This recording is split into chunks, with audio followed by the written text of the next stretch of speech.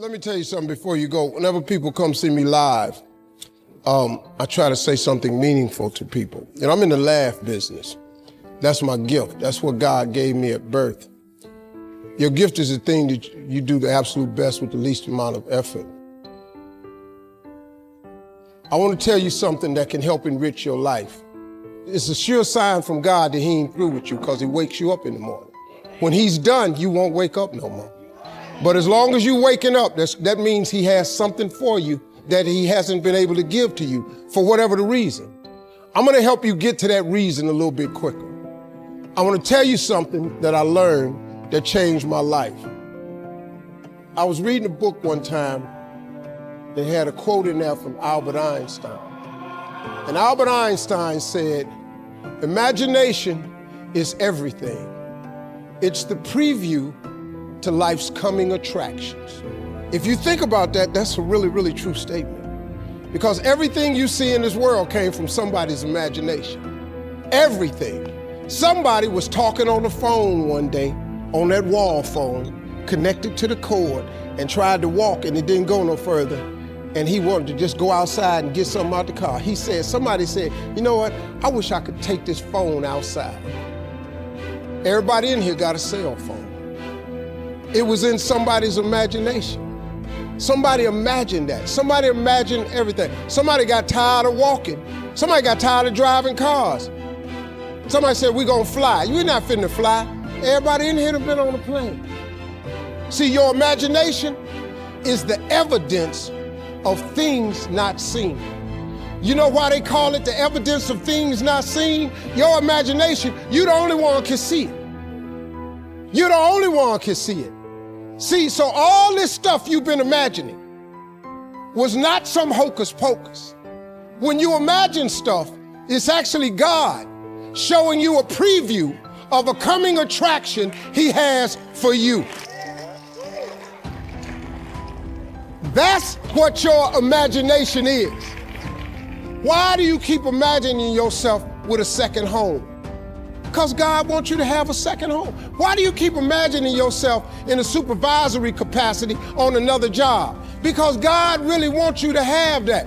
Why you keep dreaming of opening a business one day? That's because that's what God really got for you. And he put it in your imagination. The problem with your imagination, though, is you tell it to the wrong people. If you want to kill a big dream, tell it to a small-minded person. You can't, oh man. Think about this in your life. How many times have you had this really incredible idea and you took it to your family and your friends? You shared it with them and they shot it down. You know why they shot it down? Because they couldn't see it. Because God didn't put it in their imagination. He put it in yours. It was your evidence of things not seen. See, all this stuff you've been imagining, you ought to start working on it. Because that's what God really got for you. Your real life is in your imagination. I'm here to tell you that. You think I'm here by accident? I'm here because he put this in my imagination when I was 10. When I was 10, he showed me I was going to be on TV. That's all I ever wanted. The assignment when I was in the 6th grade was everybody write their name on a piece of paper and write what you want to be. You know what I wrote on my paper? I want to be on TV. Now, the problem I had, though, was I used to suffer with a serious stuttering problem. I couldn't talk outside my house. I stuttered for years. I flunked out of school. I'm on my 3rd marriage. I lost everything I ever owned twice. I've been homeless and lived in a car for 3 years. But at 10, though, I wrote on a piece of paper, I want to be on TV. So the teacher went around the room and read everybody's paper. She had you stand up when she called your name, and the only assignment was your name and what you want to be. Doctor, lawyer, dentist, basketball player, football player. I wrote I want to be on TV. She saved me for last. She said, "Little Stevie, come to the front." Now I'm thinking, I'm going to the front because I got the best answer. Because ain't nobody had put that on their paper. She called me to the front. I'm thinking I'm finna give me a gold star. But I was wrong about that. She called me to the front to humiliate me. First of all, you know I can't talk.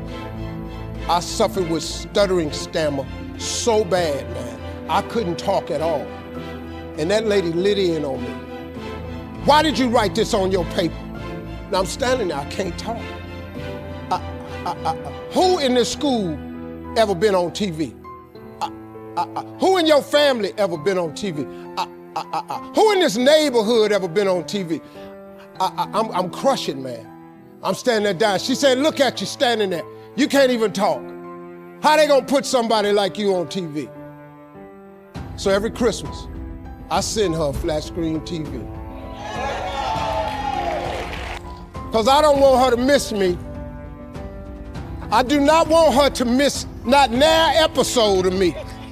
Because I wanted her to see what God had done for me. The fact that you couldn't see it, it wasn't for you to see. He put it in my imagination. But after 3 years of homelessness, losing everything I ever owned twice, suffering through flunking out of school, go home and cut your TV on. That little boy with the stuttering problem, he all over that TV. You can't cut your TV on. You can't cut your TV on not a day of the week and you don't see that little boy. That little boy with the stuttering problem is all over that TV because God put it in my imagination. All I did was hang on to that thought. I just kept hoping. I just kept hoping that what I had wrote on the paper would come true. A lot of times it wasn't about no faith. I didn't believe it sometimes. When you homeless and living in the car, how you see yourself as a TV star? But I just kept hanging on that. Because my mama was a Sunday school teacher, I kept hearing her say, God didn't bring you this far to leave you. God didn't bring you this far to leave you. Why do you think he keeps waking you up?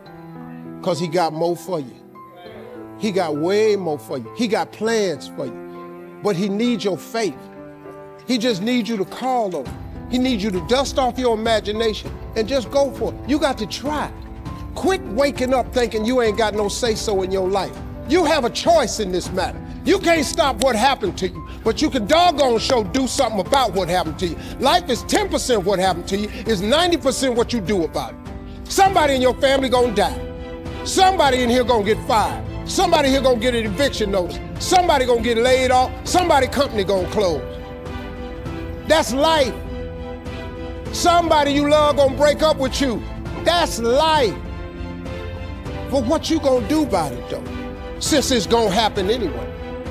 Trust me, go home and ask God to open up your imagination and then pursue it with everything in you and watch what he do for you. Appreciate y'all.